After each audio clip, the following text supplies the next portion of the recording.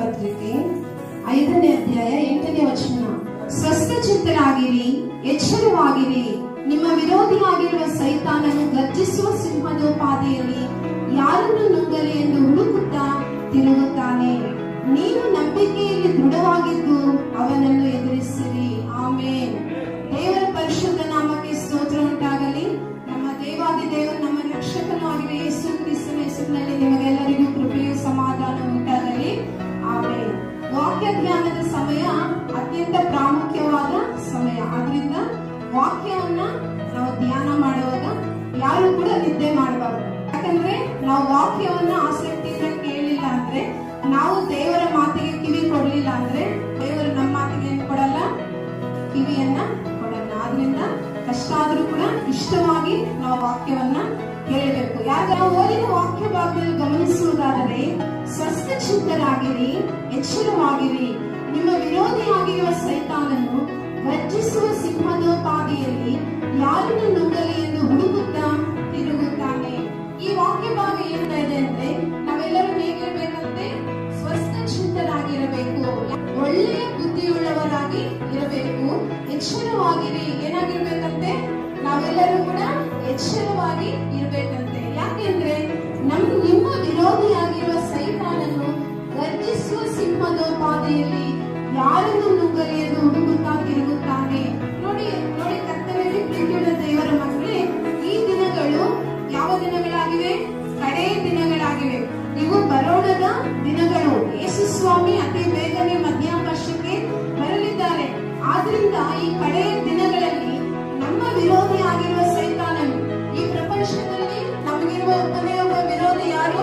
ಕೃಷ್ಣನಲ್ಲಿ ಯಾರು ಕೂಡ ನಮಗೆ ವಿರೋಧಿಗಳು ಇರಬಾರ್ದು, ಇಲ್ಲ ಕೂಡ. ಆದ್ರೆ ನಮಗಿರುವ ಒಬ್ಬನೇ ಒಬ್ಬ ವಿರೋಧಿ ಯಾರು ಅಂದ್ರೆ ಸೈತಾನನು. ಅವನೇನ್ ಮಾಡ್ತಾ ಇದ್ದಾನಂತೆ?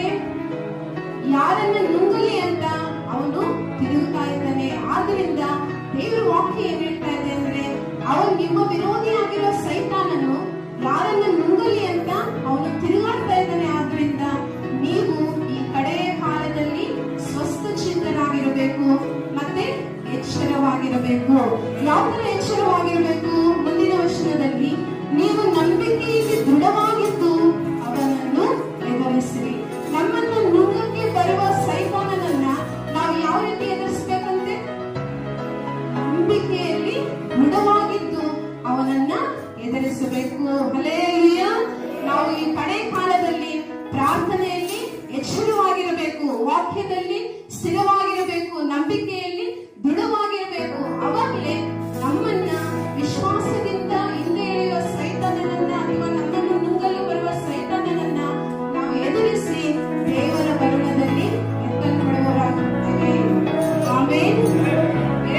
2ನೇ ಅರಸರು 6ನೇ ಅಧ್ಯಾಯ 24ನೇ ವಚನದಿಂದ ನಾವು ಓದ್ಕೊಳ್ಳೋಣ. ಆಮೇಲೆ ಆರಾಮ್ಯರ ಅರಸನಾದ ಬೆನ್ಹದದನು ತನ್ನ ಎಲ್ಲಾ ಸೈನ್ಯವನ್ನು ಕೂಡಿಸಿಕೊಂಡು ಬಂದು ಸಮಾರ್ಯಕ್ಕೆ ಮುತ್ತಿಗೆ ಹಾಕಿದನು. ಆ ಸಮಾರ್ಯ ಪಟ್ಟಣದಲ್ಲಿ ಘೋರವಾದ ಬರವೆದ್ದಿತು. ಮುತ್ತಿಗೆಯ ದೆಸೆಯಿಂದ ಅದು ಮತ್ತಷ್ಟು ಘೋರವಾಗಿ, ಕತ್ತೆಯ ತಲೆಯು 80 ರೂಪಾಯಿಗಳಿಗೂ, ಅರಸೆಯು ಪಾರಿವಾಳದ ಮಲವು 5 ರೂಪಾಯಿಗಳಿಗೂ ಮಾರಲ್ಪಟ್ಟಿತು. ಸೈತಾನದ ತಂತ್ರ ಏನು? ಮನೆಯಲ್ಲಿ ನಿಮ್ಮನ್ನು ಬೈಬಲ್ ಓದಕ್ಕೆ ಬಿಡಲ್ಲ, ಚರ್ಚಲ್ಲಿ ವಾಕ್ಯವನ್ನ ಕೇಳೋದಕ್ಕೆ ಬಿಡಲ್ಲ. ಆದ್ರೆ ನಾವು ಅವನ ತಂತ್ರಗಳನ್ನ ಎದುರಿಸುವವರಾಗಿ ಇರಬೇಕು.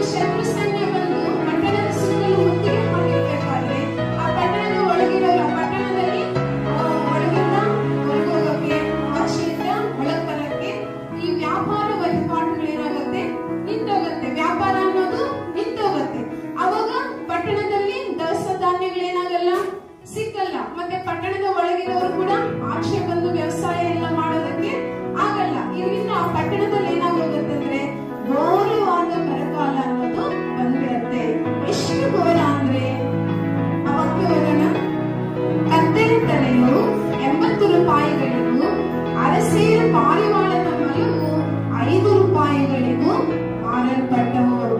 ನಾವು ಕತ್ತೆ ತಲೆ ಅನ್ನೋದು ತಿಂತೀವಾ? ಎಲ್ಲೂ ಪ್ರಪಂಚದಲ್ಲಿ ಎಲ್ಲೂ ಕೂಡ ಕತ್ತೆ ತಲೆ ಅನ್ನೋದು ಏನ್ ಮಾಡಲ್ಲ, ತಿನ್ನಲ್ಲ. ಆದ್ರೆ ಕತ್ತೆ ತಲೆಯನ್ನು ಕೂಡ ತಿನ್ನುವಷ್ಟು ಪರಿಸ್ಥಿತಿ ಆ ಪಟ್ಟಣದಲ್ಲಿ ಬಂದಿದೆ. ಅಂದ್ರೆ ಆ ಕತ್ತೆ ತಲೆ ಕೂಡ ಎಷ್ಟಾಗಿರ್ತದೆ? 80 ರೂಪಾಯಿ ಅಂತೆ. ಮತ್ತೆ ಅರಸೇರು ಪಾರಿವಾಳದ ಮೊಲ, ನೀವೆಲ್ಲ ಪಾರಿವಾಳಗಳು ನೋಡಿದ್ದೀರಾ? ಆ ಪಾರಿವಾಳಗಳು ಏನಾಗ್ತವೆ? ಇಕ್ಕೆ ಆಗ್ತಾವಲ್ಲ, ಅವನ್ನ ಎಷ್ಟು ಅರಸೇರು, ಆ ಪಾರಿವಾಳದ ಮೊಲ ಅರಸೇರು ಎಷ್ಟು ರೂಪಾಯಿ ಮಾಡ್ತಾ ಇದ್ರಂತೆ? 5 ರೂಪಾಯಿಗಳಿಗೆ ಮಾಡ್ತಾ ಇದ್ರೆ 5 ರೂಪಾಯಿ ಅಂದ್ರೆ 1 ತಿಂಗಳ ಸಂಬಳ. ಒಬ್ಬ ಕೂಲಿ ಕಾರ್ಮಿಕನ 1 ತಿಂಗಳ ಸಂಬಳ. ಅಂದ್ರೆ ಆ ಸಮಾರ್ಯ ಪಟ್ಟಣದಲ್ಲಿ ಬರೀ ಅಲ್ಲಿರೋ ಬೆಲೆಗೆ ಶ್ರೀಮಂತರು ಮಾತ್ರ ಏನಾದ್ರೂ ಕೊಂಡ್ಕೊಂಡು ತಿನ್ಬೋದಾಗಿತ್ತು. ಇಂತಹ ಪರಿಸ್ಥಿತಿ ಆ ಸಮಾರ್ಯ ಪಟ್ಟಣದಲ್ಲಿ ಬಂದಿತ್ತು. ಅದಲ್ಲದೆ ಪಾರಿವಾಳದ ಮೊಲ ಏನಕ್ಕೆ ಅವ್ರಿಗೆ? ಪಾರಿವಾಳಗಳು ಅವಾಗೇನು ಗೋಡೆ ಇದ್ರೂ ಪರವಾಗಿಲ್ಲ, ಶತ್ರು ಸೈನ್ಯ ಇದ್ರೂ ಪರವಾಗಿಲ್ಲ, ಹಾರ್ಕೊಂಡು ಬೇರೆ ಕಡೆಗೆ ಹೋಗ್ತಾರೆ. ಬೇರೆ ಕಡೆಗೆ ಹೋಗಿ ಅವು ಆಹಾರವನ್ನು ತಿಂದು ಪಟ್ಟಣದೊಳಗೆ ಬರ್ತಾ ಇದ್ವು. ಅವಾಗ ಅವು ಹಾಕೋ ಇಕ್ಕೆಗಳಲ್ಲಿ ಅವು ಏನಿರ್ತಾ ಇದ್ವು ಅಂದ್ರೆ ಧಾನ್ಯಗಳು ಅನ್ನೋದು ಇರ್ತಾ ಇದ್ವು. ಆ ಮೊಲವನ್ನು ಕೊಂಡುಕೊಂಡು ಅದನ್ನು ಚೆನ್ನಾಗಿ ತೊಳೆದು ಆ ಧಾನ್ಯಗಳಲ್ಲಿ ಮಾಡಿ ತಿಂತಾ ಇದ್ರು. ಅಂದ್ರೆ ಸಮಾರ್ಯ ಪಟ್ಟಣದಲ್ಲಿ ಇಷ್ಟು ಬರಗಾಲ ಅನ್ನೋದು ಇನ್ನು ಏನ್ ಬಂದಿರುತ್ತೆ ಮುಂದೆ ನೋಡೋಣ. 27ರಿಂದ ಹೋಗೋಣ. 26ರಿಂದ ಒಂದು ದಿನ ರಾಜ, ಆ ಸಮಾರ್ಯ ಪಟ್ಟಣದ ರಾಜ, ಇಸ್ರಾಯೇಲ್ ರಾಜ ಏನ್ ಮಾಡ್ತಾ ಇದ್ದ ಅಂದ್ರೆ ಪೌಳಿ ಗೋಡೆಯ ಮೇಲೆ ಓಡಾಡ್ತಾ ಇದ್ದ. ಅವಾಗ ಒಬ್ಬ ಸ್ತ್ರೀ ಬಂದು ಆ ರಾಜನೇ ನನ್ನನ್ನ ರಕ್ಷಿಸು ಅಂತ ಕೇಳ್ತಾ ಇದ್ದಾಳೆ. ಅವಾಗ ರಾಜ ಏನ್ ಹೇಳ್ತಾ ಇದ್ದಾನೆ? ದೇವರು ನಿನ್ನನ್ನು ರಕ್ಷಿಸ್ತಿದ್ರೆ ನನ್ನ ಕೈಲಾಗ್ತದ? ನಾನು ಯಾವ ತರ ನಿನಗೆ ಸಹಾಯ ಮಾಡ್ಬೇಕು? ನಿನ್ ದುಃಖ ಏನು, ನಿನ್ ಕಷ್ಟ ಏನು ಅಂತ ಆ ಸಮಾರ್ಯ ಪಟ್ಟಣದ ರಾಜ ಒಬ್ಬ ಸ್ತ್ರೀಗೆ ಕೇಳ್ತಾ ಇದ್ದಾನೆ. ಅವಾಗ ಆ ಸ್ತ್ರೀ ತನ್ನ ಕಷ್ಟ ಏನು ಅಂತ ಹೇಳ್ಕೊಂತ ಇದ್ದಾಳೆ ನೋಡಿ. ಆಗ ಆಕೆಯು, ಈ ಸ್ತ್ರೀಯು ನನಗೆ ನಿನ್ನ ಮಗನನ್ನು ತೆಗೆದುಕೊಂಡು ಬಾ, ನಾವು ಈ ಹೊತ್ತು ಅವನನ್ನು ತಿಂದು ಬಿಡೋಣ, ನಾಳೆ ನನ್ನ ಮಗನನ್ನು ತಿನ್ನೋಣ ಎಂದು ಹೇಳಿದ್ದರಿಂದ ನಾವಿಬ್ಬರು ನನ್ನ ಮಗನನ್ನು ಕೊಂದು ಬೇಯಿಸಿ ತಿಂದು ಬಿಟ್ಟೆವು. ಮರು ದಿವಸ ನಾನು ಈಕೆಗೆ, ಈ ಹೊತ್ತು ನಿನ್ನ ಮಗನನ್ನು ತೆಗೆದುಕೊಂಡು ಬಾ, ಅವನನ್ನು ಕೊಂದು ತಿನ್ನೋಣ ಅಂದಾಗ ಈಕೆಯು ಅವನನ್ನು ಎಲ್ಲಿಯೋ ಅಡಗಿಸಿಟ್ಟಳು ಎಂದು ಹೇಳಿದಳು. ಸ್ತ್ರೀ ಹೇಳ್ತಾ ಇದ್ದಾಳೆ ಏನಂದ್ರೆ, ನೋಡು ರಾಜ, ಈ ಸ್ತ್ರೀ ಇದ್ದಾಳಲ್ವಾ, ಇವಳು ನನ್ನ ಮಗನನ್ನ ಇವತ್ತು, ನಿನ್ನ ಮಗನನ್ನ ಇವತ್ತು ತಗೊಂಡ್ ಬಾ, ಆ ಮಗನನ್ನ ಏನ್ ಮಾಡೋಣ? ಒಂದು ಬೇಯಿಸ್ಕೊಂಡು ತಿನ್ನೋಣ, ನಾಳೆ ನನ್ನ ಮಗನ ತಗೊಂಡ್ಬಂದು ನನ್ನ ಮಗನನ್ನ ಬೇಯಿಸ್ಕೊಂಡು ತಿನ್ನೋಣ ಅಂತ ಹೇಳಿದ್ರು. ನಾವಿಬ್ರು ಏನ್ ಮಾಡಿದ್ವಿ? ಅವಳ ಮಾತು ಕೇಳಿ ನನ್ನ ಮಗನನ್ನ ಕೊಂದು ಬೇಯಿಸ್ಕೊಂಡು ನಾವಿಬ್ರು ಕೂಡ ಇವತ್ತು ತಿಂದು ಬಿಟ್ವಿ. ನೆಕ್ಸ್ಟ್ ಮರುದಿನ ನಿನ್ನ ಮಗನನ್ನ ಏನ್ ಮಾಡ್ಬೇಕು? ಅವಳು ಅವಳ ಮಗನನ್ನ ಏನ್ ಮಾಡ್ಬೇಕು? ತಗೊಂಡು ಬರ್ಬೇಕು. ನಾಳೆ ಬಂದಾಗ ನಿನ್ನ ಮಗನನ್ನ ತೆಗೆದುಕೊಂಡು ಬಾ ಅಂತ ಹೇಳಿದಾಗ ಅವಳ ಮಗನನ್ನ ಏನ್ ಮಾಡ್ಬಿಟ್ಟಿದ್ದಾಳೆ? ಎಲ್ಲೋ ಬಚ್ಚಿಟ್ಬಿಟ್ಟಿದ್ದಾಳೆ ಅಂತ ಹೇಳ್ತಾ ಇದ್ದಾಳೆ. ಸಮಾರ್ಯ ಪಟ್ಟಣದಲ್ಲಿ ಎಷ್ಟು ಬರಗಾಲ ಬಂದಿದೆ ಅಂದ್ರೆ ತಮ್ಮ ಸ್ವಂತ ಮಕ್ಕಳನ್ನು ಕೂಡ ಬೇಯಿಸಿಕೊಂಡು ತಿನ್ನುವಷ್ಟು ಬರಗಾಲ ಬಂದಿದೆ. ನಮ್ಮ ಮನೆಗಳಲ್ಲಿ ಎಷ್ಟೇ ಬರಗಾಲ ಬಂದ್ರೆ ಸ್ವಂತ ಮಕ್ಕಳನ್ನು ಬೇಯಿಸ್ಕೊಂಡು ತಿಂತೀವಾ? ಪ್ರಾಣಿಗಳನ್ನು ತಿಂತೀವಿ, ಪಕ್ಷಿಗಳನ್ನು ತಿಂತೀವಿ, ಫ್ರೂಟ್ಸ್, ವೆಜಿಟೇಬಲ್ಸ್ ಇಂಥವೆಲ್ಲ ತಿಂತೀವಿ. ಎಷ್ಟು ಬರಗಾಲ ಬಂದರೂ ಕೂಡ ಸ್ವಂತ ಮನೆ ಹೊಟ್ಟೆಯಲ್ಲಿ ಹುಟ್ಟಿರೋ ಮಕ್ಕಳನ್ನ ಬೇಯಿಸ್ಕೊಂಡು ತಿಂತಾರ? ಆದ್ರೆ ಈ ಸಮಾರ್ಯ ಪಟ್ಟಣದಲ್ಲಿ ಇಷ್ಟೊಂದು ಬರಗಾಲ, ಎಂತ ಬರಗಾಲ ಅದು? ಘೋರವಾದ ಕ್ರೂರವಾದ ಬರಗಾಲ. ಇಷ್ಟೊಂದು ಬರಗಾಲ ಬರೋದಕ್ಕೆ ಕಾರಣವೇನು ಅಂದ್ರೆ ತಮ್ಮ ಸ್ವಂತ ಮಕ್ಕಳನ್ನು ಕೂಡ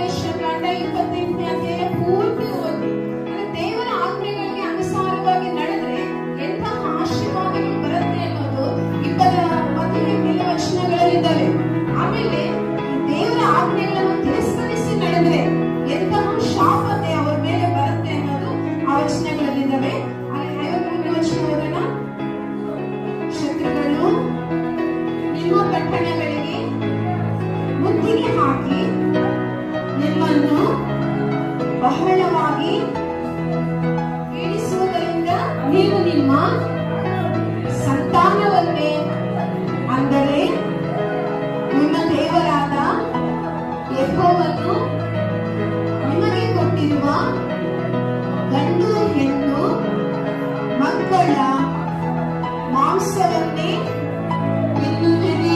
ಇಸ್ರಾಯೇಲರ ಮಕ್ಕಳಿಗೆ ದೇವರು ಮೋಶೆಯ ಮೂಲಕ ಕೊಟ್ಟಿರುವ ಆಜ್ಞೆ ಇದು. ಏನು ಅಂದ್ರೆ, ನೀವು ನಿಮ್ಮ ಕಾನಾನ್ ದೇಶಕ್ಕೆ ಅವರು ಅರಣ್ಯದಲ್ಲಿರುವಾಗಲೇ ಮೋಶೆಯ ಮೂಲಕ ಇಸ್ರಾಯೇಲ್ ಜನರಿಗೆ ದೇವರು ಎಚ್ಚರಿಕೆಗಳನ್ನು ಕೊಟ್ಟಿದ್ದಾರೆ. ನೀವು ಕಾನಾನ್ ದೇಶವನ್ನು ಸೇರಿದ ನಂತರ ನೀವು ನನ್ನ ಆಜ್ಞೆಗಳನ್ನು ಏನ್ ಮಾಡಬೇಕು? ಅನುಸರಿಸಿ ನಡೆಯಬೇಕು. ಅವಾಗ ನೀವು ಆಶೀರ್ವಾದಕ್ಕೆ ಏನ್ ಮಾಡ್ತೀರಾ? ಪಾತ್ರನಾಗ್ತೀರಾ. ಆದ್ರೆ ನೀವು ನನ್ನನ್ನು ತೊರೆದು ನನ್ನ ಆಜ್ಞೆಗಳನ್ನು ತೊರೆದು ನಡೆದಾಗ ನಿಮ್ಮ ಮೇಲೆ ಶಾಪ ಬರುತ್ತೆ. ಇವಾಗ ಇವ್ರ ಮೇಲೆ ಆಶೀರ್ವಾದ ಬಂದಿದೆಯಾ? ಶಾಪ ಬಂದಿದೆಯಾ? ಸಮಾಧಿ ಪಟ್ಟಣದ ಮೇಲೆ ಏನ್ ಬಂದಿದೆ? ಎಂತಹ ಶಾಪ ಬಂದಿದೆ ಅವ್ರ ಮೇಲೆ? ತಮ್ಮ ಮಕ್ಕಳನ್ನು, ತಮ್ಮ ದೇವರು ಕೊಟ್ಟಿರುವ ಹೆಣ್ಣು ಗಂಡು ಮಕ್ಕಳನ್ನೇ ತಿನ್ನುವ ಪರಿಸ್ಥಿತಿ ಅವರಿಗೆ ಬಂದಿದೆ. ಯಾಕೆ ಅಂದ್ರೆ ಅವರು ದೇವರ ಆಜ್ಞೆಗಳನ್ನು ಏನ್ ಮಾಡಿದ್ದಾರೆ? ತಿರಸ್ಕರಿಸಿದ್ದಾರೆ. ದೇವರನ್ನು ತೊರೆದು ಅವ್ರು ಏನ್ ಮಾಡ್ತಾ ಇದ್ದಾರೆ? ಜೀವಿಸ್ತಾ ಇದ್ದಾರೆ. ಇದಾದ್ಮೇಲೆ 30ನೇ ವರ್ಷ ಓದೋಣ. ಒಲೆಯ ಮೇಲೆ ಒಣಗಿದ ಅರಸನು ಆ ಸ್ತ್ರೀಯ ಮಾತನ್ನು ಕೇಳಿದೊಡನೆ ತನ್ನ ಬಟ್ಟೆಗಳನ್ನು ಹರಿದುಕೊಂಡನು. ಆಗ ಅವನ ಮೈ ಮೇಲೆ ಗೋಣಿಕಟ್ಟು ಇರುವುದು ಜನರಿಗೆ ಕಂಡಿತು. ಇದಲ್ಲದೆ ಅವನು, ನಾನು ಇವತ್ತು ಶಾಫಾಟನ ಮಗನಾದ ಎಲೀಷನ ತಲೆಯನ್ನು ಆರಿಸದಿದ್ದರೆ ದೇವರು ನನಗೆ ಬೇಕಾದದ್ದನ್ನು ಮಾಡಲಿ ಎಂದು ಆಣೆ ಇಟ್ಟುಕೊಂಡನು. ಈ ಮಾತನ್ನ ಕೇಳಿ, ಆ ಸ್ತ್ರೀ ಹೇಳಿದ ಒಂದು ಮಾತನ್ನು ಕೇಳಿ ಅವರು ರಾಜ ಏನ್ ಮಾಡಿದಂತೆ? ತನ್ನ ಬಟ್ಟೆಗಳನ್ನ ಹರ್ಕೊಂಡಂತೆ. ತನ್ನ ಬಟ್ಟೆಗಳನ್ನ ಹರ್ಕೊಂಡಿದ್ದಲ್ಲದೆ ಅವನು ಏನ್ ಮಾಡ್ತಾ ಇದ್ದಾನೆ? ದೇವರ ಪ್ರವಾದಿಯನ್ನ ನಿಲ್ಲಿಸ್ತಾ ಇದ್ದಾನೆ. ಇವಾಗ ಏನಾದ್ರೂ ಒಂದು ಕಷ್ಟ ಕಾಲ ಬಂದಾಗ ನಾವ್ ಏನ್ ಮಾಡ್ಬೇಕು? ಆ ಭಾಷೆ ಸರಿಯಾಗಿ ನನಗೋಸ್ಕರ ಪ್ರೇಯರ್ ಮಾಡಿಲ್ಲ, ಅದಕ್ಕೆ ನನಗೆ ಕಷ್ಟ ಬಂದಿದೆ ಅಂತ ಹೇಳ್ಬೇಕಾ? ಅದೇ ತರ ಅವ್ನು ಹೇಳ್ತಾ ಇರೋದು, ನಾನು ಶಾಫಾಟನ ಮಗನಾದ ಆ ಎಲೀಷನ ತಲೆಯನ್ನು ಆರಿಸದಿದ್ದಾರಂದ್ರೆ, ಎಲೀಷ ಅಂದ್ರೆ ಯಾರು ಅಂದ್ರೆ ದೇವರ ಪ್ರವಾದಿ. ನಮ್ಮ ಪಟ್ಟಣಕ್ಕೆ ಇಷ್ಟೊಂದು ದೊಡ್ಡ ಆಪತ್ತು ಸಂಭವಿಸಿದೆ ಅಲ್ವಾ? ನಮ್ಮ ಪಟ್ಟಣಕ್ಕೆ ಇಷ್ಟೊಂದು ದೊಡ್ಡ ಕಷ್ಟ ಬಂದಿದೆ ಅಲ್ಲ? ಈ ಕಷ್ಟಕ್ಕೆ ಕಾರಣ ಯಾರು? ದೇವರ ಪ್ರವಾದಿ. ಆದ್ರಿಂದ ನಾನು ದೇವರ ಪ್ರವಾದಿಯ ತಲೆಯನ್ನ ಏನ್ ಮಾಡ್ತೀನಿ? ಕತ್ತರಿಸ್ತೀನಿ ಅಂತ ಹೇಳ್ತಾ ಇದ್ದಾರೆ. ನಾವ್ ಈ ತರ ಇರ್ಬೋದಾ? ಏನಾದ್ರೂ ಒಂದು ಕಷ್ಟ ಬಂದಾಗ ಪಾಸ್ಟರ್ಗೋಸ್ಕರ ಸರಿಯಾಗಿ ಪ್ರೇಯರ್ ಮಾಡಿಲ್ಲ. ಅವ್ರ ಚರ್ಚಲ್ಲಿ ಇದ್ದಾರೆ ಕೆಲವರೆಲ್ಲ ಪ್ರೇಯರ್ ಮಾಡೋರು, ಅವರೆಲ್ಲ ನನಗೋಸ್ಕರ ಏನ್ ಮಾಡಿಲ್ಲ? ಪ್ರೇಯರ್ ಮಾಡಿಲ್ಲ, ಅದನ್ನ ನಮ್ಮ ಚರ್ಚ್ಗೆ ಹೋಗಲ್ಲ ಅಂತ ಹೇಳೋರು ಕೂಡ ಇದ್ದಾರೆ. ನಾವು ಆ ರೀತಿ ಇರುವಾಗ ನಿಶ್ಚಯವಾಗಿ ಅವರು ಸಮಾರ್ಯ ಪಟ್ಟಣದವರು ದೇವರ ಆಜ್ಞೆಗಳನ್ನು ಅನುಸರಿಸಿ ನಡೆದಿದ್ರೆ ಅವರಿಗೆ ಇದೊಂದು ಕಷ್ಟ ಏನಾದ್ರು ಬರ್ತಾ ಇರಲಿಲ್ಲ. ಅವರ ಮೇಲೆ ದೇವರ ಆಶೀರ್ವಾದ ಅನ್ನೋದು ಇರ್ತಾ ಇತ್ತು. ಅವರ ದೇವರ ಆಜ್ಞೆಗಳನ್ನು ತಿರಸ್ಕರಿಸಿದ್ರಿಂದಲೇ, ಅವರ ಅವಿಧೇಯರಾದ್ದರಿಂದಲೇ ಅವರ ಈ ಒಂದು ಶಾಪ ಅವರ ಮೇಲೆ ಬಂದಿದೆ. ನಾವು ಕೂಡ ದೇವರ ಆಜ್ಞೆಗಳನ್ನ ಅನುಸರಿಸಿ ನಡೆದ್ರೆ ಕೀರ್ತನೆಗಳು 103:18 ಆತನ ನಿಬಂಧನೆಗಳನ್ನು ಕೈಗೊಂಡು ಆತನ ವಿಧಿಗಳನ್ನು ನೆನಪಿನಲ್ಲಿಟ್ಟುಕೊಂಡು ನಡೆಯುವವರ ಮಕ್ಕಳು ಮೊಮ್ಮಕ್ಕಳವರೆಗೂ ಆತನು ತನ್ನ ನೀತಿಯನ್ನು ಸಾಧಿಸುವನು. ನೀವು ದೇವರಲ್ಲಿ ಭಯಭಕ್ತಿಯುಳ್ಳವರಾಗಿ ನಡೆದರೆ ದೇವರ ಆಶೀರ್ವಾದ ಅನ್ನೋದು ಎಷ್ಟು ತಲೆಮಾರಿನವರೆಗೂ ಇರ್ತದೆ? ನಿಮ್ಮ ಮೇಲೆ ಮಾತ್ರ ಅಲ್ಲ, ನಿಮ್ಮ ಮಕ್ಕಳು ಮೊಮ್ಮಕ್ಕಳವರೆಗೂ ದೇವರ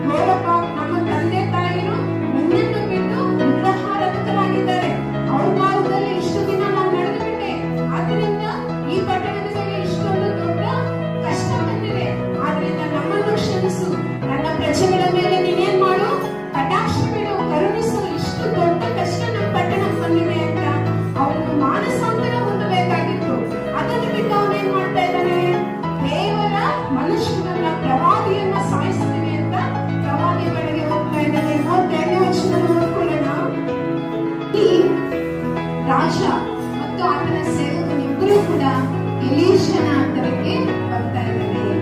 ರಾಜ ಎಲೀಷನ ಹತ್ರ ಏನ್ ಹೇಳ್ತಾ ಇದ್ದಾನೆ ಅಂದ್ರೆ, ಈ ಆಪತ್ತು ಯೆಹೋವನಿಂದಲೇ ಬಂದದ್ದು.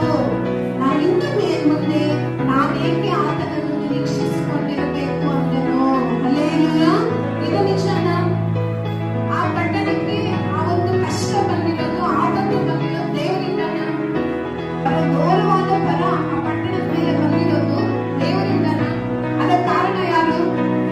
ಆ ರಾಜ, ಅವ್ರ ತಂದೆ ತಾಯಿ, ಅವ್ರ ಪ್ರಜೆಗಳು. ಹೌದಲ್ವಾ? ಮತ್ತೆ ಅವರು ಏನ್ ಮಾಡ್ತಾ ಇದ್ದಾನೆ? ಇಲ್ಲಿ ದೇವರನ್ನ ನಿಂದಿಸ್ತಾ ಇದ್ದಾನೆ. ಏನ್ ಮಾಡ್ತಾ ಇದ್ದಾನೆ? ದೇವರನ್ನ ನಿಂದಿಸ್ತಾ ಇದ್ದಾನೆ, ದೇವರನ್ನ ದೂಷಣೆ ಮಾಡ್ತಾ ಇದ್ದಾನೆ. ನನಗೆ ಕಷ್ಟ ದೇವರಿಂದ ಬಂತು, ನಾನು ಯಾಕೆ ದೇವರನ್ನ ನಿರೀಕ್ಷಿಸಿಕೊಂಡಿರ್ಬೇಕು ಅಂತ.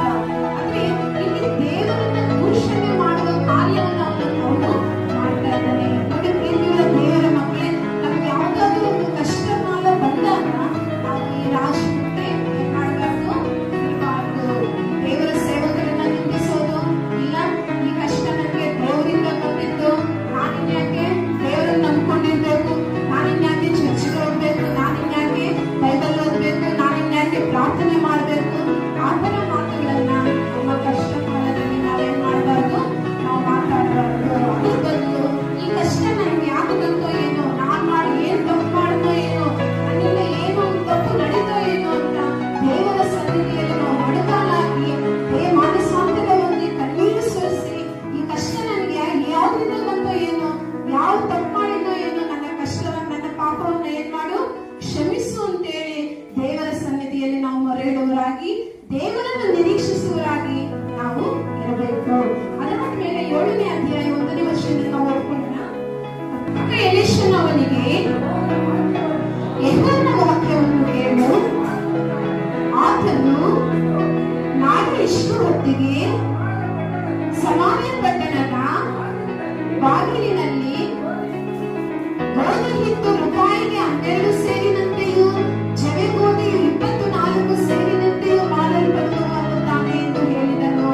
ಇದನ್ನು ಕೇಳಿ ಅರಸನ, ನೋಡಿ ಇಲ್ಲಿ ಎಲೀಷನ ಬಳಿಗೆ ರಾಜ ಬಂದು, ನೋಡಪ್ಪ, ನಮ್ಮ ಪಟ್ಟಣಕ್ಕೆ ಇಷ್ಟು ದೊಡ್ಡ ಆಪತ್ತು ಬಂದಿದೆ, ನಮ್ಮ ಪಟ್ಟಣಕ್ಕೋಸ್ಕರ ಪ್ರೇಯರ್ ಮಾಡು ಅಂತ ಹೇಳಿದ್ನ? ಇಲ್ಲ. ಅಥವಾ ಅದನ್ನು ಬಿಟ್ಟು ದೇವರ ಪ್ರವಾದಿಯ ಬಳಿಗೆ ಬಂದು ದೇವರನ್ನ ಏನ್ ಮಾಡ್ತಾ ಇದ್ದಾನೆ? ದೂಷಿಸ್ತಾ ಇದ್ದಾನೆ. ಆದ್ರೂ ಕೂಡ ಆ ರಾಜ ಆಗ್ಲಿ, ಆ ಪಟ್ಟಣದ ಜನರಾಗ್ಲಿ ದೇವರನ್ನ ಏನ್ ಮಾಡಲಿಲ್ಲ. ಅವರು ಕಷ್ಟ ಕಾಲದಲ್ಲಿ ನಂಬಲಿಲ್ಲ, ನಿರೀಕ್ಷಿಸಲಿಲ್ಲ. ಆದ್ರೂ ಕೂಡ ದೇವರು ಅವರಿಗೆ ಒಳ್ಳೆಯವನಾಗಿದ್ದಾನೆ. ದೇವರನ್ನ ನಂಬದೇ ಇದ್ರು ಕೂಡ ಪ್ರವಾದಿಯ ಮೂಲಕ ದೇವರವರಿಗೆ ಒಂದು ಒಳ್ಳೆಯ ವಾಕ್ಯವನ್ನು ಕೊಡ್ತಾ ಇದ್ದಾರೆ. ಏನಂದ್ರೆ, ನಾಳೆ ಇಷ್ಟು ಹೊತ್ತಿಗೆ ಈ ಸಮಾರ್ಯ ಪಟ್ಟಣದ ಘೋರವಾದ ಒಂದು ಬರ ನೀಗಿರುತ್ತೆ.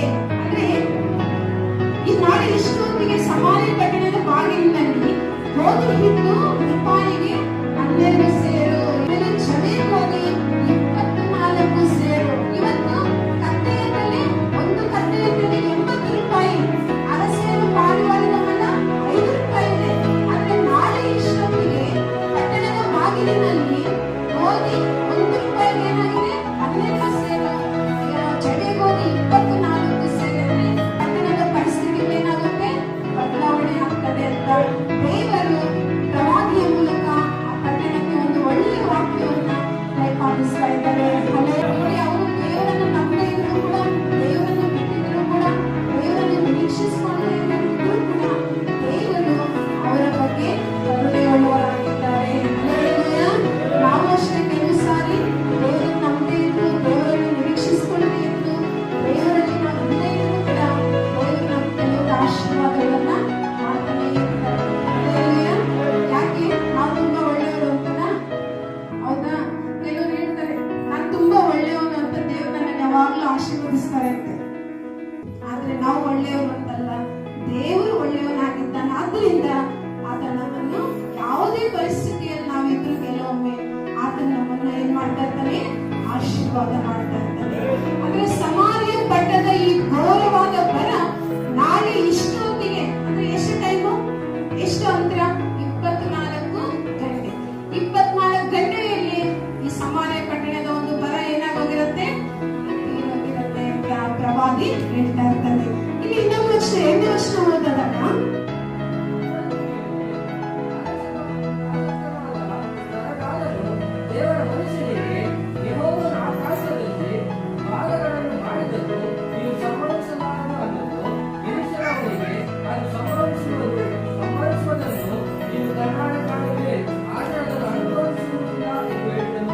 ಈ ರಾಜನ ಜೊತೆ ಇನ್ನೊಬ್ಬ ಇರ್ತಾನೆ, ಅಂದ್ರೆ ಅಸ್ತಕನಾದ ಸರದಾರನು, ರಾಜನ ಸರದಾರನು ಇರ್ತಾನೆ.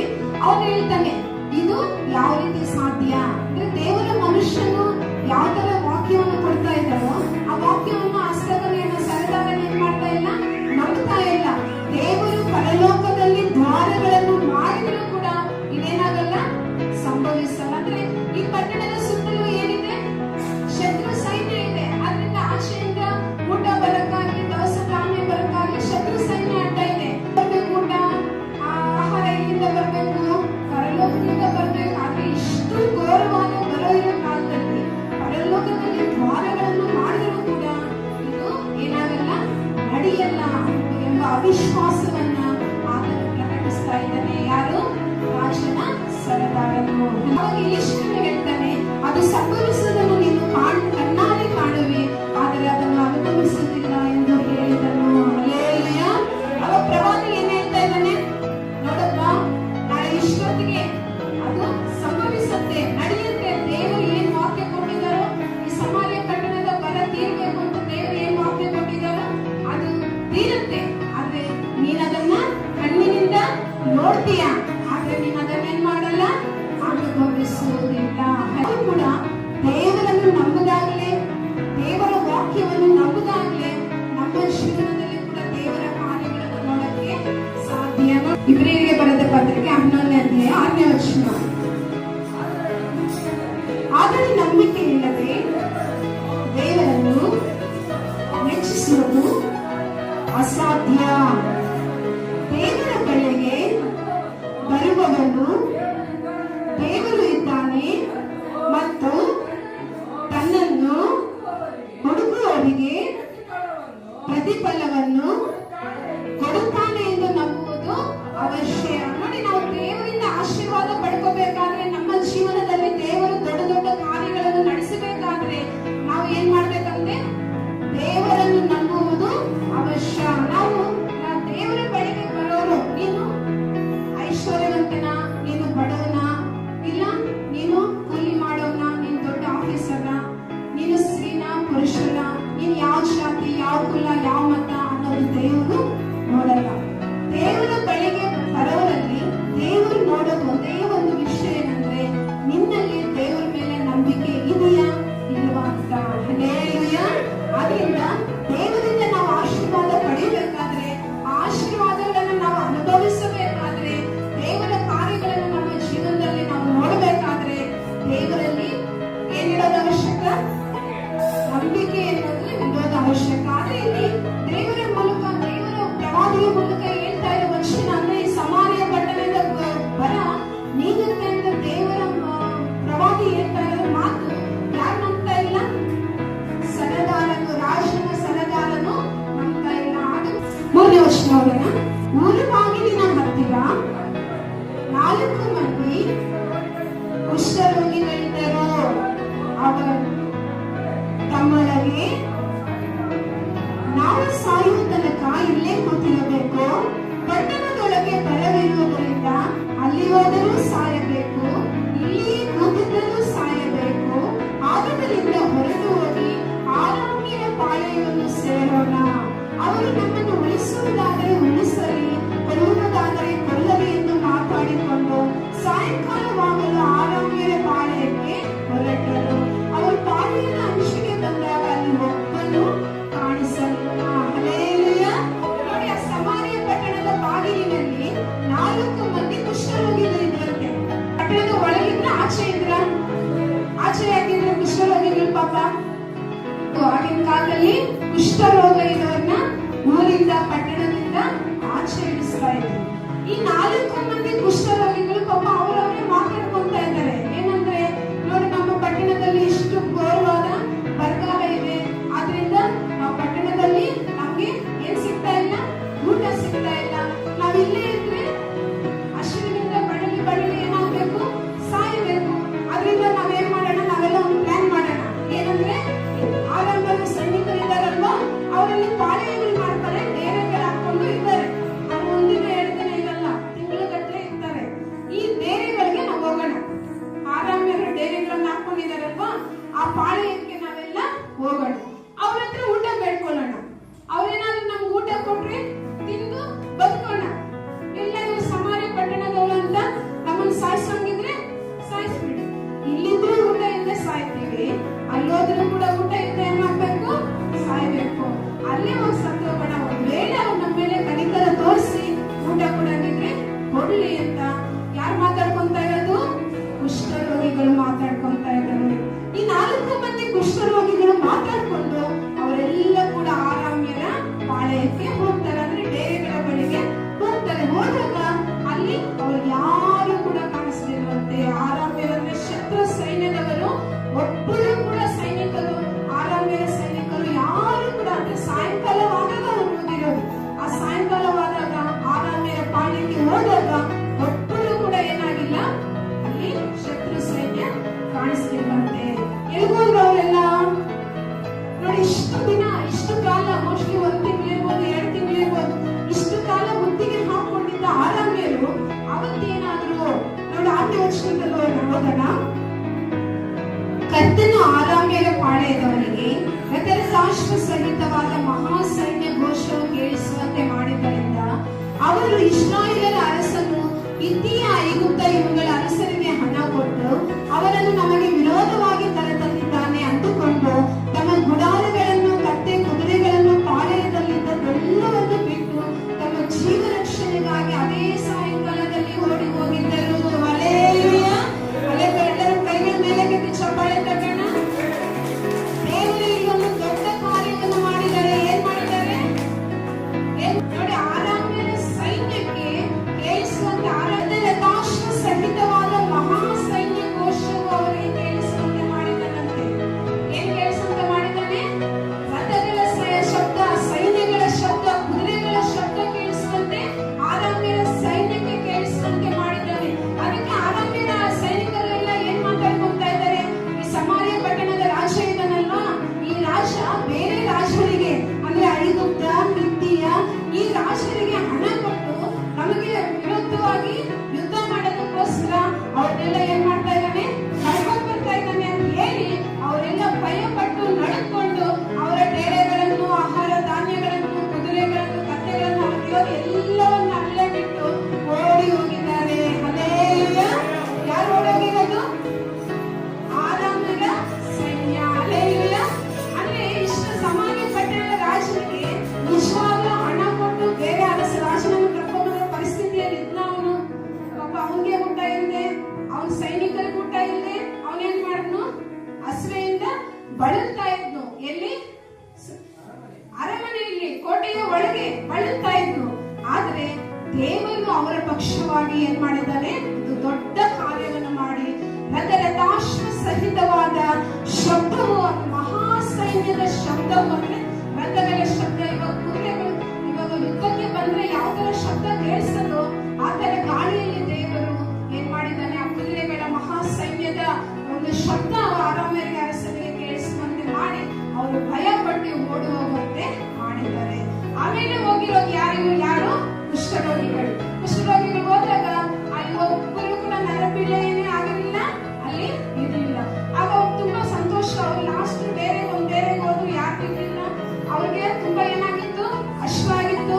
ಆ ಡೇರಿಯಲ್ಲಿ ಅವರು ಬೇಕಾಗಿರೋದೆಲ್ಲ ತಿಂದು ಕುಡಿದು ಆ ಡೇರದಲ್ಲಿರೋ 8ನೇ ವಚನ. ಕುಷ್ಠರೋಗಿಗಳು ಪಾಳೆಯದ ಅಂಚಿಗೆ ಬಂದಾಗ ಮೊದಲನೇ ಡೇರೆಯನ್ನು ಹೊತ್ತು ಉಂಡು ಕುಡಿದು ಅದರಲ್ಲಿಂದ ಬೆಳ್ಳಿ ಬಂಗಾರವನ್ನು, ಬಟ್ಟೆಗಳನ್ನು ತೆಗೆದುಕೊಂಡು ಅಡಗಿಸಿದ್ದರು. ಇನ್ನೊಂದು ಡೇರೆಯನ್ನು ಹೊತ್ತು ಅಲ್ಲಿಂದಲೂ ತೆಗೆದುಕೊಂಡು ಅಡಗಿಸಿದ್ದರು.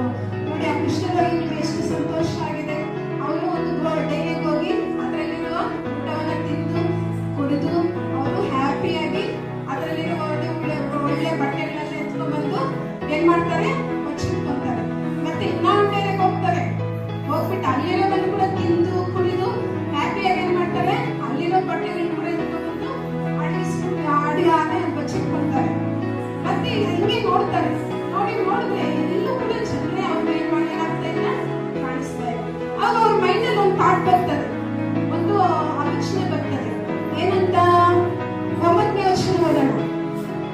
ಅವರು ಇದು ಶುಭವಾರ್ತೆಯ ದಿವಸವಾಗಿದೆ, ನಾವು ಇದನ್ನು ಪ್ರಕಟಿಸದಿರುವುದು ಒಳ್ಳೆಯದಲ್ಲ. ಬೆಳಗಾಗುವವರೆಗೆ ಪಡೆಮಾಡಿದರ ಶಿಕ್ಷೆಗೆ ಪಾತ್ರರಾದನು. ಆದರಿಂದ ಹೋಗಿ ಅರಮನೆಯವರಿಗೆ ಈ ಸಂಗತಿಯನ್ನು ತಿಳಿಸೋಣ ಎಂದು ಮಾತಾಡಿಕೊಂಡು ಅಲ್ಲಿಂದ ಹೊರಟು ಊರ ಬಾಗಿಲಿಗೆ ಬಂದು ಕಾಯುವವರಿಗೆ. ನೋಡಿ, ಅವ್ರ ಮನಸ್ಸಲ್ಲಿ ಒಂದು ಆಲೋಚನೆ ಬರ್ತಾ ಇದೆ. ನೋಡು, ನಾವು ಮಾತ್ರ ಇಲ್ಲಿ ತಿಂದು ಕುಡಿತಾ ಇದ್ದೀವಿ, ಆದ್ರೆ ಇಲ್ಲಿ ತುಂಬಾ ದವಸ ಧಾನ್ಯ ಅನ್ನೋದಿದೆ. ಆರಾಮರಿಯ ಪಾಳ್ಯದಲ್ಲಿ ಒಬ್ಬರು ಕೂಡ ಇಲ್ಲ. ಇದು ಒಂದು ಶುಭವಾರ್ತೆಯ ದಿವಸವಾಗಿದೆ. ಆದ್ರಿಂದ ನಾವು ಮಾತ್ರ ತಿಂದು ಕುಡಿದು ಹ್ಯಾಪಿಯಾಗಿರೋದು ಸರಿಯಲ್ಲ. ಇದನ್ನ ಯಾರಿಗೋಗಿ ಹೇಳ್ಬೇಕು? ರಾಜನಿಗೆ ಹೋಗಿ ಹೇಳ್ಬೇಕು ಅಂತ ಅವ್ರೇನ್ ಮಾಡ್ತಾ ಇದ್ರು, ಓಡೋಡಿ ಹೋಗಿ ಈ ಶುಭವಾರ್ತೆಯನ್ನ ಪಾಪ ಅವ್ರ ಪಟ್ಟಣದ ಒಳಗೆ ಕರ್ಕೊಳ್ಳಲ್ಲ. ಅವಾಗ ಗೇಟ್ ಕೀಪರ್ ಸಿಗ್ತಾರಲ್ಲ, ಕಾವಲುಗಾರರು ಇರ್ತಾರಲ್ಲ ಗೇಟ್ ಹತ್ರ, ಆ ಗೇಟ್ ಹತ್ರ ಬಂದು ಕೂಗಿ ಹೇಳ್ತಾ ಇದ್ದಾರೆ. ಏನಂತ? ನಾವು ಆರಾಮ್ಯರ ಪಾಳ್ಯಕ್ಕೆ ಹೋಗಿದ್ವಿ, ಅಲ್ಲಿ ಒಬ್ಬರು ಕೂಡ ಜನರು ಸಿಪಾಯಿಗಳು ಒಬ್ಬರು ಕೂಡ ಕಾಣಿಸ್ಲಿಲ್ಲ. ನಾವು ಈ ತರ ಫಸ್ಟ್ ಡೇರೆಗೆ ಹೋಗಿ ತಿಂದು ಕುಡ್ದು ಬಟ್ಟೆಗಳನ್ನ ತಗೊಂಡ್ಬಂದ್ವಿ, 2ನೇ ಡೇರೆಗೂ ಹೋಗಿ ಹಾಗೆ ಮಾಡಿದ್ವಿ. ಆದರೆ ಅಲ್ಲಿ ಇನ್ನೂ ಹೆಚ್ಚಿನ ಡೇರೆಗಳು, ಹೆಚ್ಚು ದವಸ ಧಾನ್ಯ, ಊಟ, ಕುದುರೆ, ಕತ್ತೆಗಳು, ಬಟ್ಟೆಗಳು ಜಾಸ್ತಿ ಇವೆ ಅಂತ ಅವರು ಈ ಶುಭವಾರ್ತೆಯನ್ನ ಆ ಒಂದು ಕಾವಲುಗಾರರಿಗೆ ಹೇಳ್ತಾರೆ. ಅವಾಗ ಕಾವಲುಗಾರರು ಹೋಗಿ ಏನ್ ಮಾಡ್ತಾ ಇದ್ದಾರೆ? ರಾಜನಿಗೆ ತಿಳಿಸ್ತಾ ಇದ್ದಾರೆ. ಕುಷ್ಠರೋಗಿಗಳನ್ನು ನೋಡಿದಾಗ ಪಾಪ ಅವರು ತುಂಬಾ ಹೊಟ್ಟೆ ಹಸಿವಿನಿಂದ ಆರಾಮ್ಯರ ಪಾಳ್ಯಕ್ಕೆ ಹೋದ್ರು. ಅವಾಗ ದೇವರು ಅವರಿಗೆ ಉಪಕಾರ ಮಾಡ್ತಾ ಇಲ್ವಾ? ಮಾಡಿದ್ರು. ಆ ಉಪಕಾರವನ್ನು ಅವ್ರು ಮಾತ್ರ ಅನುಭವಿಸಿಲ್ಲ, ಬೇರೆಯವರಿಗೂ ಒಳ್ಳೇದಾಗ್ಬೇಕು ಅಂತ ಪ್ರಯತ್ನ ಪಟ್ರ. ಬೇರೆಯವರಿಗೂ, ನಮ್ಮ ಪಟ್ಟಣದಲ್ಲಿ ಎಲ್ಲರಿಗೂ ಕೂಡ ಒಳ್ಳೇದಾಗ್ಬೇಕು ಅಂತ ಅವ್ರೇನ್ ಮಾಡಿದ್ರು? ಪ್ರಯತ್ನ ಪಟ್ರು. ನಾವು ಕೂಡ ಅಷ್ಟೇ, ಏನೋ ಕಷ್ಟ ಕಾಲದಲ್ಲಿರುವಾಗ ದೇವರ ಬಳಿ ಬರ್ತೀವಿ. ದೇವರು ನಮ್ಮ ಕಷ್ಟವನ್ನು ಪರಿಹರಿಸಿ ನಮ್ಮನ್ನು ಒಂದು ಒಳ್ಳೆ ಸ್ಥಿತಿಗೆ ತಗೋಬರ್ತಾರೆ. ಅವಾಗ ನಾವೇನ್ ಮಾಡ್ಬೇಕು? ನಮಗಿಂತ ಕಷ್ಟ ಕಾಲದಲ್ಲಿರೋರಿಗೆ ನಾವೇನ್ ಮಾಡ್ಬೇಕು? ಸಹಾಯ ಮಾಡ್ಬೇಕು. ದೇವರ ಸೇವಕರಿಗೆ, ದೇವರ ಸೇವೆಗೆ, ಕಷ್ಟ ಕಾಲದಲ್ಲಿರೋರಿಗೆ, ಸಭೆಗೆ ನಾವೇನ್ ಮಾಡ್ಬೇಕು? ಸಹಾಯ ಮಾಡ್ಬೇಕು. ಆದ್ರೆ ಕೆಲವರು ಆಗಲ್ಲ, ನಾನು ಇನ್ನ ನನ್ ದೇವರ ಆಶೀರ್ವಾದ ಬೇಕು, ಇನ್ನ ನನ್ ದೇವರ ಆಶೀರ್ವಾದ ಬೇಕು ಅನ್ಕೊಂಡೇ ಏನ್ ಮಾಡ್ತಾ ಇರ್ತಾರೆ? ಮುಂದೆ ಹೋಗ್ತಾ ಇರ್ತಾರೆ. ನೋಡಿ, ಅವಾಗ ರಾಜನು ಏನ್ ಮಾಡ್ತಾನೆ ಅಂದ್ರೆ, ಇದು ನಮ್ಮನ್ನು ಸಾಯಿಸೋದಕ್ಕೋಸ್ಕರ ಆರಾಮೇರ ಮಾಡಿರುವ ಒಂದು ತಂತ್ರ. 11ನೇ ವಚನ, 13ನೇ ವಚನ ಓದೋಣ, 12ನೇ ವಚನ ಓದೋಣ. ಅರಸನು ರಾತ್ರಿಯಲ್ಲಿ ಎದ್ದು ತನ್ನ ಪರಿವಾರದವರಿಗೆ, ಆರಾಮರ ಹಂಚಿಕೆಯನ್ನು ಹೇಳುತ್ತೇನೆ ಕೇಳಿರಿ. ನಾವು ಹಸಿವೆಯಿಂದ ಸಾಯುವರಾಗಿದ್ದೇವೆಂಬುದನ್ನು ಅವರು ಬಲ್ಲರು. ಆದ್ದರಿಂದ ಪಾಳೆಯವನ್ನು ಬಿಟ್ಟು ಹೋಗಿ ಅಡವಿಯಲ್ಲಿ ಅಡೆದುಕೊಂಡಿದ್ದಾರೆ. ನಾವು ಪಟ್ಟಣದಿಂದ ಹೊರಗೆ ಹೋದ ಕೂಡಲೇ ನಮ್ಮನ್ನು ಸಚಿವರನ್ನಾಗಿ ಹಿಡಿದು ಪಟ್ಟಣವನ್ನು ಪ್ರವೇಶಿಸಬೇಕೆಂದಿದ್ದಾರೆ ಎಂದನು. ಅವಾಗ ರಾಜ ಹೇಳ್ತಾನೆ, ಇಲ್ಲ, ನಾವು ಹಸಿವೆಯಿಂದ ಇದ್ದೀವಿ ಅಂತ ಆರಾಮರಿಗೆ ಗೊತ್ತು, ಆದ್ರಿಂದ ನಾವು ಬಾಗ್ಲಾಕೊಂಡಿದ್ದೀವಲ್ಲ, ಕೋಟೆ ಬಾಗ್ಲಾಕೊಂಡಿದ್ದೀವಲ್ಲ, ಆದ್ರಿಂದ ನಾವು ಆಚೆ ಬರ್ಬೇಕು, ನಮ್ಮನ್ನು ಸಚಿವರಾಗಿ ಹಿಡಿಬೇಕು, ನಮ್ಮನ್ನು ಸಾಯಿಸ್ಬೇಕು ಅಂತ ಆರಾಮ್ಯ ರಾಜ ಮಾಡಿರೋ ಪ್ಲಾನ್ ಇತ್ತು ಅಂತ ಯಾರು ಅನ್ಕೊಂತಾ ಇರೋದು? ಇಸ್ರಾಯೇಲ ರಾಜ ಅಂತ, ಸಮಾರ್ಯ ಪಟ್ಟಣದ ರಾಜ ಅನ್ಕೊಂತಾ ಇದ್ದಾರೆ. ಅದೇ ಅದು ನಿಜನಾ? ಇಲ್ಲ. ಅವಾಗ ಸರಿ ಅಂತ ಹೇಳಿ ಆ ಒಂದು ಕಾವಲುಗಾರರನ್ನು ಇಬ್ಬರು ಸಿಪಾಯಿಗಳನ್ನ ಕಳಿಸ್ತಾರೆ. ನೀವು ಹೋಗಿ ನೋಡ್ಕೋಬ ಹೋಗಿ ಅಂತ ಕಳಿಸಿದಾಗ ಅವ್ರು ಹೋಗಿ ಪಟ್ಟಣದ ಬಾಗಿಲುಗಳನ್ನು ತೆಗೆದು ಇಬ್ಬರು ಸಿಪಾಯಿಗಳು ಕುದುರೆಗಳ ಮೇಲೆ ಹೋಗಿ ನಿಜವಾಗ್ಲೂ ಅವರು ಅಡವಿಯಲ್ಲಿ ಅಡಕೊಂಡಿದ್ದಾರೆ, ಏನಾಗಿದ್ದಾರೆ ಅಂತ ಆರಾಮ್ಯರ ಸೈನ್ಯವನ್ನು ಹುಡುಕೊಂಡು ಹೋದಾಗ ಆ ಪಾಳೆಯಲ್ಲಾಗ್ಲಿ ಪಟ್ಟಣದ ಸುತ್ತಲೂ ಆಗ್ಲಿ ಯಾರು ಕೂಡ ಸಿಪಾಯಿಗಳು ಇರಲ್ಲ. ನದಿಯವರೆಗೆ ಅವರು ನೋಡಿದಾಗ ಯಾರು ಕೂಡ ಇರಲ್ಲ. ಅವಾಗ ಬಂದು, ಇಲ್ಲ, ಅವ್ರು ಯಾರು ಕೂಡ ಏನಾಗಿಲ್ಲ, ಅಡಗಿಕೊಂಡಿಲ್ಲ, ಇದು ಅವ್ರ ಪ್ಲಾನ್ ಅಲ್ಲ, ಎಲ್ಲ ವಸ್ತುಗಳು ಎಲ್ಲಂದ್ರಲ್ಲಿ ಬಿಸಾಡ್ಕೊಂಡು ಅವ್ರು ಏನಾಗಿದ್ದಾರೆ? ಓಡೋಗಿದ್ದಾರೆ, ಎಲ್ಲಂದ್ರಲ್ಲಿ ಬಿದ್ದಿದೆ ವಸ್ತುಗಳು ಅಂತ ಹೇಳಿದಾಗ ಅವಾಗ ಬಂದು ರಾಜನಿಗೆ ಹೇಳಿದಾಗ ಅವರಿಗೆಲ್ಲ ತುಂಬಾ ಸಂತೋಷವಾಗಿ 14ನೇ ವಚನ ಓದೋಣ. ಆಗ ಜನರು ಹೊರಗೆ ಹೋಗಿ ಆರಾಮ್ಯರ ಪಾಳೆಯನ್ನು ಸೂರೆ ಮಾಡಿಬಿಟ್ಟರು.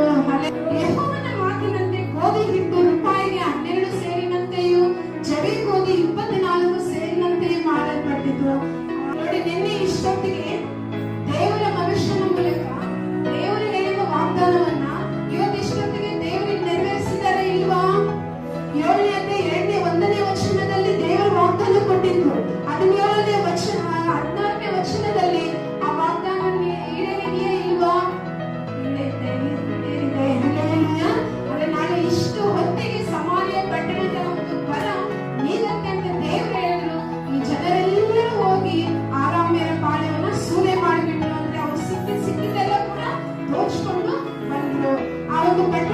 ಬಾಗಿಲಿನಲ್ಲಿ ದೇವರ ಮಾತಿನಂತೆ ಗೋಧಿ ಹಿಟ್ಟು ರೂಪಾಯಿಗೆ 12 ಸೇರಿನಂತೆಯೂ ಚಗೆ ಗೋಧಿ 24 ಸೇರಿನಂತೆಯೂ ಮಾರಲ್ಪಟ್ಟರು. ಮತ್ತು 2ನೇ ವರ್ಷದಲ್ಲಿ ಒಬ್ಬನು ಅವಿಶ್ವಾಸ ತೋರಿಸಿದ್ರು.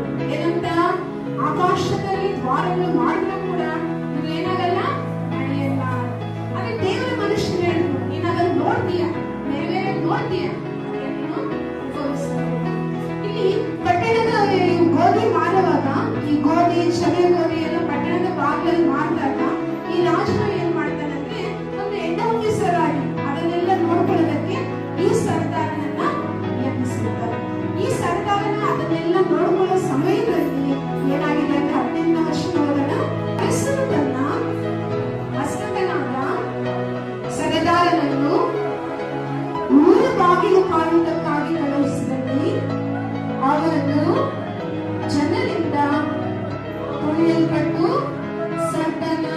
ಹೀಗೆ ದೇವರ ಮನುಷ್ಯನ ಅರಸನ ಜೊತೆಯಲ್ಲಿ ತನ್ನ ಬಳಿಗೆ ಬಂದಿದ್ದ ಸರದಾರನಿಗೆ ಹೇಳಿದ ಮಾತು ನೆರವೇರಿತು. ಹಲ್ಲೆಲೂಯಾ. ದೇವರ ಮಾತನ್ನ ನಂಬದೇ ಇರೋ ಸರದಾರನೇನಾದ ನಶಿಸಿ ಹೋದ. ದೇವರನ್ನಾಗ್ಲಿ, ದೇವರ ಮಾತನ್ನಾಗ್ಲಿ, ದೇವರ ವಾಕ್ಯವನ್ನಾಗ್ಲಿ ನಂಬದೇ ಇರೋರು ಏನಾಗ್ತಾರೆ?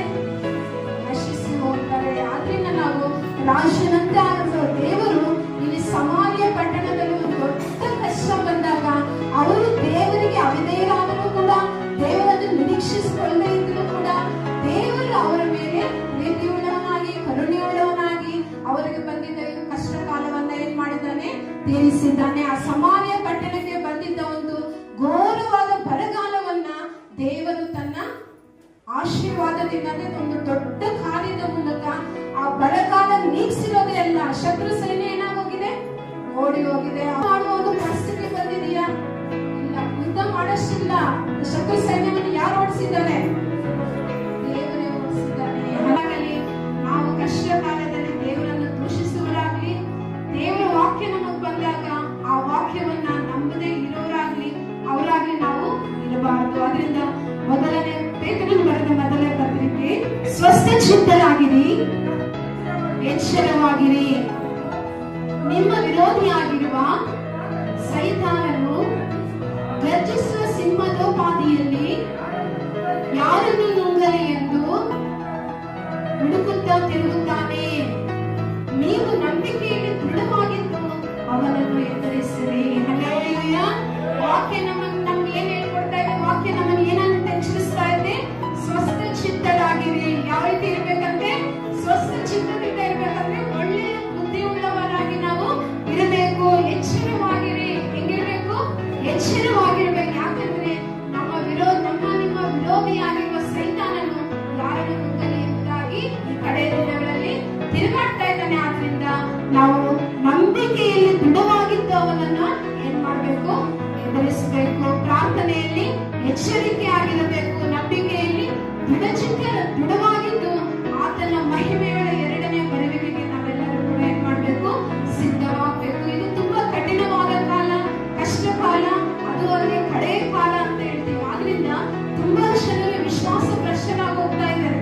ಆದ್ರೆ ದೊಡ್ಡವರ ಅನ್ನೋರು ವಿಶ್ವಾಸ ಭ್ರಷ್ಟರಾಗ್ತಾ ಇದ್ದಾರೆ. ಆದ್ರಿಂದ ನಮ್ಮ ಜೀವನದಲ್ಲಿ ಪ್ರಾರ್ಥನೆಯ ದೇವರ ವಾಕ್ಯ ಅನ್ನೋದು ಇಲ್ಲ ಅಂದ್ರೂ ಕೂಡ ನಾವು ವಿಶ್ವಾಸದಿಂದ ಹಿಂದಿರುಗಿ ಹೋಗ್ತೀವಿ, ವಿಶ್ವಾಸದಿಂದ ತೊಲಗಿ ಹೋಗ್ತೀವಿ. ಆದ್ರೆ ದೇವರ ಬರೋಣದಲ್ಲಿ ನಾವೆಲ್ಲ ಎತ್ತಲ್ಪಡಬೇಕು. ಆದ್ದರಿಂದ ನಮ್ಮನ್ನೆಲ್ಲ ದೇವರು ತನ್ನ ಸ್ವರಕ್ತದಿಂದ ಸಂಪಾದಿಸಿಕೊಂಡಾದ್ದರಿಂದ ನಾವು ನಶಿಸಿ ಹೋಗುವರಂತೆ ಇರದೆ ದೇವರ ವಾಕ್ಯದಲ್ಲಿ ನಂಬಿಕೆಯಲ್ಲಿ ದೃಢವಾಗಿದ್ದು ಅದನ್ನ ಮಹಿಮೆಯ ಬರೋಣದಲ್ಲಿ ಎತ್ತಲ್ಪಟ್ಟವರಾಗಿರಬೇಕು. ಹಲ್ಲೆಲೂಯಾ. ದೇವರ ವಾಕ್ಯವನ್ನು ಆಶೀರ್ವದಿಸಲಿ. ಆಮೆನ್. ಪ್ರೀತಿಯುಳ್ಳ ಪರಲೋಕದ ತಂದೆ, ನಿಮಗೆ ವಂದನೆಗಳು, ಸ್ತೋತ್ರಗಳು. ನಿಮ್ಮ ಪರಿಶುದ್ಧವಾದ ಪಾದಗಳಿಗೆ ನಮಸ್ಕಾರಗಳಪ್ಪ. ಸ್ವಸ್ಥ ಚಿತ್ತರಾಗಿರಿ, ಎಚ್ಚರಿಕೆಯಿಂದಿರಿ. ನಿಮ್ಮ ವಿರೋಧಿಯಾಗಿರುವ ಸೈತಾನನು ಯಾರನ್ನು ನುಂಗಲಿ ಎಂಬುದಾಗಿ ಗರ್ಜಿಸುವ ಸಿಂಹದೋಪಾದಿಯಲ್ಲಿ ತಿರುಗುತ್ತಿದ್ದಾನೆ. ನೀವು ನಂಬಿಕೆಯಲ್ಲಿ ದೃಢವಾಗಿದ್ದು ಎಚ್ಚರಿಕೆಯಿಂದಿರಿ. ನಿಮ್ಮ ವಾಕ್ಯದಂತೆ ತಂದೆ ಅಪ್ಪ, ಇಲ್ಲಿ ಕೂಡಿರುವ ಪ್ರತಿಯೊಬ್ಬರು ಅಪ್ಪ ಸ್ವಸ್ಥ ಚಿತ್ತರಾಗಿದ್ದು ದೃಢ ಎಚ್ಚರಿಕೆಯಿಂದ ನಂಬಿಕೆಯಲ್ಲಿ ದೃಢವಾಗಿದ್ದು ಅವನನ್ನು ಎದುರಿಸುವಂತೆ ಸಹಾಯ ಮಾಡುತ್ತದೆ. ನಿಮ್ಮ ವಾಕ್ಯವನ್ನು ಪ್ರತಿಯೊಬ್ಬರ ಹೃದಯದಲ್ಲಿ ಭದ್ರಪಡಿಸು. ಸಮಾರ್ಯ ಪಟ್ಟಣದ ಒಂದು